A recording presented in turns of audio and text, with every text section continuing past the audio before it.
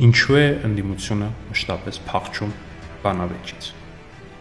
Պատմության մեջ չլսված բան է առնվազն Հայաստանի պատմության մեջ, որ ընդդիմությանը առաջարկեն իշխանության հետ բանավիճել հանրային հեռուստաընկերության եթերում ու ընդդիմությունը հրաժարվի։ Օրինակ նախկինում մինչև 2018 թվականի հեղափոխությունը ընդդիմադիրները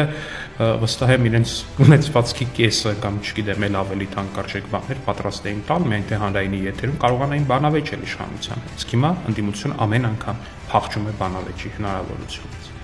Օրերս հանրային հեռուստաընկերությունից հրավեր ստացանք բանավիճել մեր ընդդիմադիր պատգամավորների հետ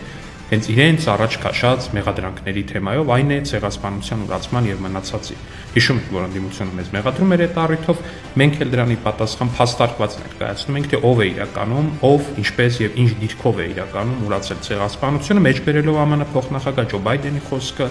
թե ինչպես էր Սերժ Զանգել իրեն ու խնդրել, որպեսզի ցեղասպանության հարցը շատ չթեժացնի, քանի որ Թուրքիայի հետ բանակցություններ են ընթանում,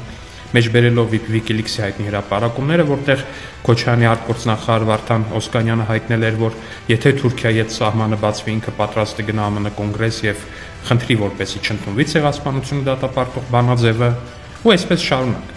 Մենք պատրաստ ենք այս թեմայով եւ ցանկացած այլ թեմայով նաեւ մեր ընդդիմադիր падգամավորների հետ բանավիճել ցանկացած հեռուստաընկերության եթերում, բայց մեր ընդդիմադիր գործընկերները դրան պատրաստ չեն։ Ինչու՞ կհարցնեք դուք կամ կհարցնեինք մենք։ Մի պարզ պատճառը, որտեղ ընդդիմությունը պարտվում է բոլոր հնարավոր բանավեճերում։ Ընդդիմության առաջ քաշած բոլոր թեզերը ուղղակի ջախջախվում են բախվելով ճշմարտությանը։ Նրանց բոլոր թեզերը ուղղակի ջարդուփշուր են լինում, որովհետև նրանք գործում են միայն ու միայն Դաշնակցության 004 շրջաբերականի շրջանակներում, միայն ու միայն իդեմ Հայաստանի Հանրապետության անկախության եւ միայն հանուն Հայաստանի Հանրապետության միութենական պետականությանացման, ասենց ինչ-որ մի հատ ձևակերպում փորձեմ ձեզ տալ։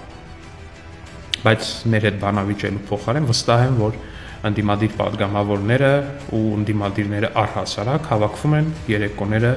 ինչ-որ մեկի տանը, ենթադրաբար նրանցից մեկի ապօրինի գույք համարվող առանձնատանը, ու այնտեղ հավաքված դիտում են օրինակ նորընծա ընդդիմադիր լիդեր Էդգար Ղազարյանի մոնտաժված բանավեճերը մեզ հետ, որտեղ Էդգար Ղազարյանը մոնտաժում է մեր հարցազրույցներից ու չգիտեմ, մասուլիսներից բանից ինչ-որ կադրեր ու փորձում է մեզ հետ այդ մոնտաժված կտորների հետ բանավիճել։ Այդ մոնտաժված կտորներում վստահ եմ, որ կարողանում են առնվազն հավաքական ընդդիմադիր թիմը կարողանում է մեր հարցազրույցների կտրտված, այսպես մոնտաժված կտորների նկատմամբ տանել փայլուն հաղթանակ, բայց դա շարունակում է մնալ ընդդիմության